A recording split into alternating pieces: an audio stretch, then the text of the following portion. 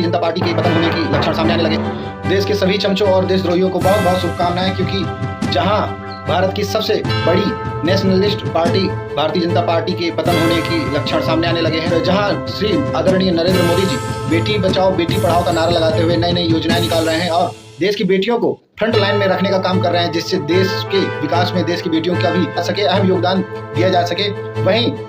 उन्हीं नरेंद्र मोदी जी के पार्टी के कुछ दो कौड़ी के सबसे घटिया नेता देश की बेटियों के साथ बलात्कार करने का काम कर रहे हैं और उसी पार्टी के बीजेपी पार्टी के ही बहुत से ऐसे नेता हैं जो ऐसे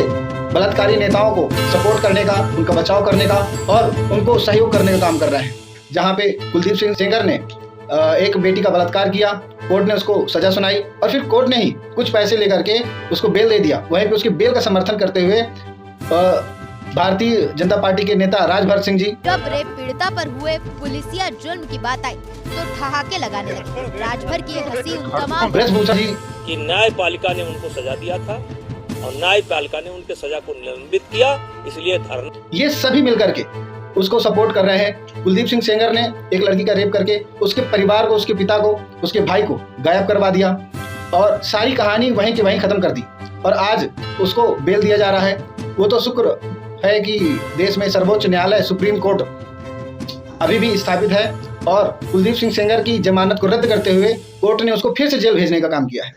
लेकिन ऐसे बलात्कारी नेता जो कि हर बार समय समय पे बाहर निकल रहे हैं, उनको सपोर्ट सहयोग भी दिया जा रहा है। उत्तराखंड में भी एक वीआईपी नेता है जो कि सभी को बताया जा रहा है कि वो कोई बीजेपी के नेता है, जो वीआईपी ट्रीटमेंट के लिए एक उत्तराखंड की बेटी अंकिता भंडारी का